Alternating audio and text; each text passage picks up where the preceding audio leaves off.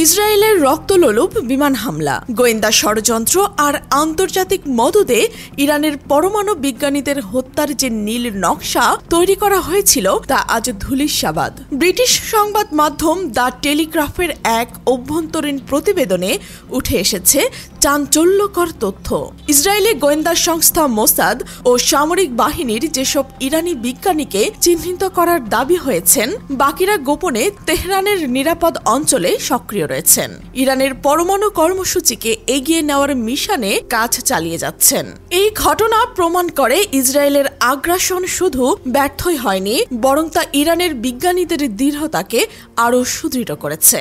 বিশ্বকে দেখিয়ে দিয়েছে হত্যা ও সন্ত্রাসের মাধ্যমে কোনো জাতির অগ্রযাত্রাকে থামানো যায় না। ইসরায়েল প্রচারযন্ত্র দীর্ঘদিন ধরে দাবি করছিল ইরানের পারমাণবিক কর্মসূচি ধ্বংস করতে তারা সফল হয়েছে, কিন্তু বাস্তবতা সম্পূর্ণ ভিন্ন। টেলিগ্রাফের প্রতিবেদনে বলা হয়েছে, ইসরায়েলের টার্গেট করা শতাধিক বিজ্ঞানীদের মধ্যে মাত্র 15 জন হয়েছে।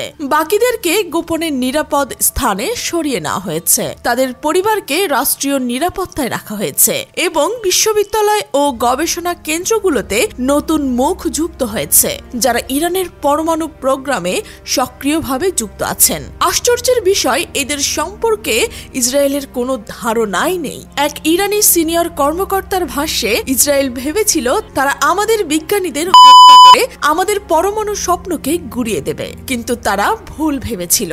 আমরা আগে থেকেই প্রস্তুত ছিলাম। আমাদের বিজ্ঞানীরা আজও গবেষণা চালিয়ে যাচ্ছে, শুধু ভিন্ন নামে ভিন্ন স্থানে।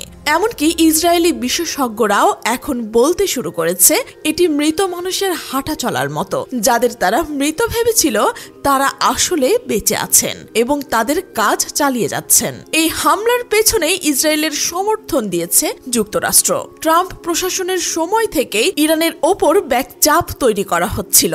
সম্প্রতি মার্কিন B-2 বোমারু বিমান ইরানের ফোর্ডো পারমাণবিক স্থাপনায় বাংকার বাস্টার বোম নিক্ষেপ করে।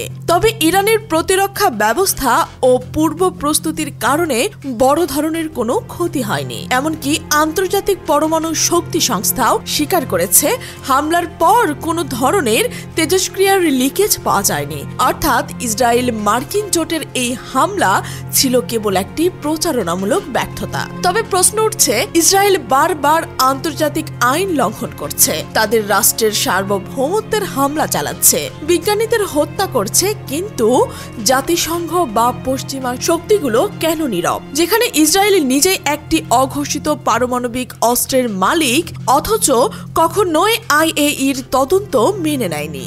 বিপরীতে ইরানের শান্তিপূর্ণ পরমাণু কর্মসূচিকে তারা হুমকি হিসেবে দেখছে এবং হামলা চালাতে পিছপা হচ্ছে না। বিশ্লেষকরা বলছেন, এই দ্বিচারিতা প্রমাণ করে আন্তর্জাতিক রাজনীতি চলে শক্তির জোরে, ন্যায় অন্যায় ভিত্তিতে নয়। আর ইরান প্রমাণ করেছে বিজ্ঞান ও প্রযুক্তির অগ্রযাত্রা রক্তপাত বা সন্ত্রাস দিয়ে থামানো যায় না। ইসরায়েল যেসব বিজ্ঞানীকে মৃত ভেবেছিল তারা আজও বেঁচে আছে, কাজ করছে, আর এটাই ইরানের সবচেয়ে বড় শক্তি।